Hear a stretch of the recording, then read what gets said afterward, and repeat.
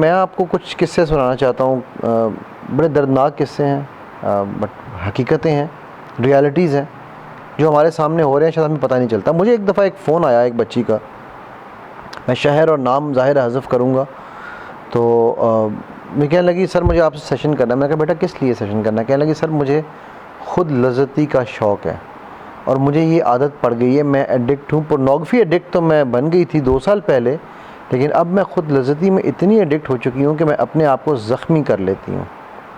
اللہ اکبر! کہ بچہ یہ کیسے ہوا؟ کہنے لگی سر آج سے 2 سال پہلے میں آپ کے شہر لاہور میں ایک یونیورسٹی میں میرا ایڈمیشن ہوا، اور اس یونیورسٹی میں مجھے آ کے ہاسٹل میں رہنا پڑا، اور ہاسٹل میں میرے ساتھ جو میری روم میٹس تھیں انہوں نے مجھے پورنوگرافی کی لت پہ لگایا، اور اس کے بعد پھر وہاں سے there was no end۔ اور پھر یہ حساب ہونے لگ گیا کہ ہم لوگ، مطلب میں وہ بتاتے ہوئے بھی، بچی کا معاملہ ہے، میں بتاتے ہوئے بھی جو نا میرے رونگٹے کھڑے ہو جاتے ہیں، بٹ اس بچی نے جو کہانیاں سنائیں پھر ہاسٹل کی، وہ کافی دل ہلا دینے والی تھیں۔ میرے خیال اس بچی کو ایک ہماری اور ہیں فیمیل تھراپسٹ ہیں، کیونکہ یہ باتیں بڑی کھل کے ہونے والی ہوتی ہیں، تو میں نے اس بچی کو ان کے پاس ریفر کر دیا کہ بیٹا آپ ان سے رابطہ کرو، شاید آپ ایزی ہو کے کھل کے ان سے بات کر لو گی۔ لیکن ابھی یہ بات چل ہی رہی تھی تو ایک اور بچی کی مجھے کال آئی، بلکہ وہ میرے سے کورس بھی کرنے آئی ہوئی تھی، تو اس نے مجھے بتایا کہ سر میں ایک بڑی یونیورسٹی کے ہاسٹل میں تھی، اور ہاسٹل میں مجھے اللہ نے ہی بچایا، بیکاز ہوتا یہ تھا کہ وہ آ کر جو لڑکیاں اس طرح کی حرکتوں میں پڑ جاتی تھیں، وہ لٹرلی آ کر زبردستی ہاتھ پیر باندھ کر یہ سب کچھ دکھاتی تھیں، اور اگر کوئی نہیں کرتا تھا تو اس کو مارتی تھیں۔ ہم لڑکوں کے ہاسٹلوں میں بھی اس طرح کی چیزیں نہیں دیکھتے سنتے، جو حد تک کی اسٹوریاں مجھے ان لوگوں نے سنائیں۔ پہلی بات تو میری ان بچیوں سے، ان پیرنٹس سے ریکویسٹ ہے کہ خدا را اپنی بچیوں کو کوشش کریں کہ ہاسٹل میں بھیجنے کو اوائڈ کریں، اور جو بچیاں خدا نہ خواستہ اس ہاسٹل میں کہیں جا رہی ہیں وہ اس طرح سے دیکھیں کہ وہ اپنی کمپنی کو کیسے سے مینٹین کریں، یا اگر ان کو کوئی ایسی چیز کا شک ہو تو وہ فوراً کسی سے رابطہ کریں، اتھارٹیز کو بتائیں، یا وہاں سے باہر موو کر جائیں، اپنے پیرنٹس کو ضرور بتائیں۔ یہ تو تھے بچیوں کے معاملات۔ اسی طرح میں آپ کو ایک بتاتا ہوں، میں اکثر ایک قصہ سنایا کرتا ہوں ایک 13 سال کے بچے کا، لیکن آج میں آپ کو ایک اور قصہ سناؤں گا ایک ایسے بندے کا جو کہ ایک میچور بندہ ہے، جو کہ شادی کرنے جا رہا ہے اور شادی کر نہیں پا رہا۔ مجھے کہتا ہے، میرا ایک سیشن ہوا، سیشن میں وہ بیٹھا ہوا تھا، اس نے میرے سے ٹریننگ لی، ٹریننگ لینے کے بعد مجھے کہنے لگا سر مجھے آپ سے پرائیویٹلی ملنا ہے۔ میں کہا جی بیٹا بتائیے۔ کہتا سر میری 28 سال عمر ہو چکی ہے، میں 12 سال میں پورنوگرافی اینڈ سیلف لذتی کا ایڈکٹ ہوا،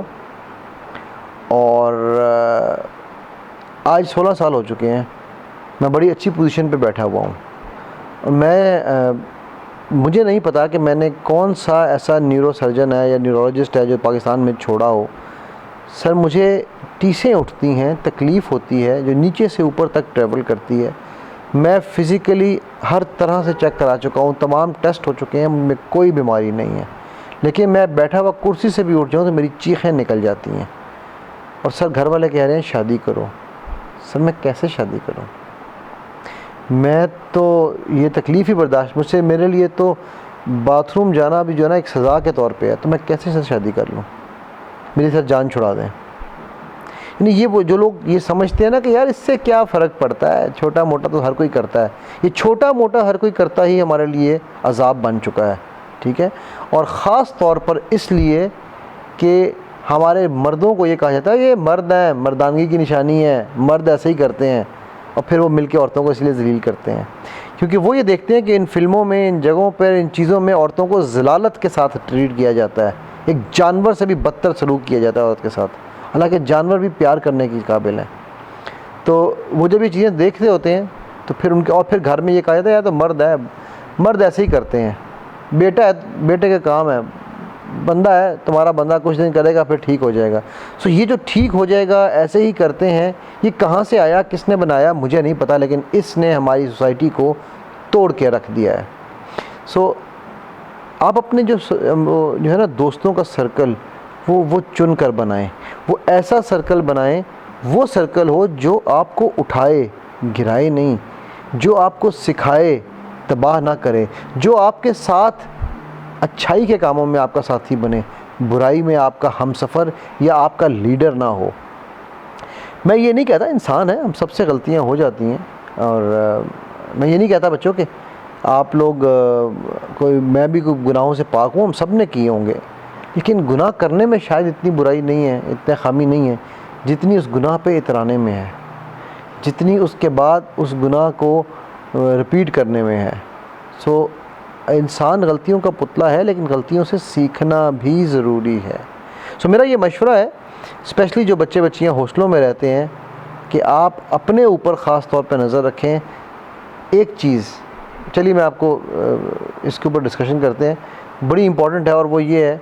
کہ آپ سیلف کنٹرول کے لیے سیلف ڈسپلن ہو جائیں۔ بڑا امپورٹنٹ پوائنٹ ہے۔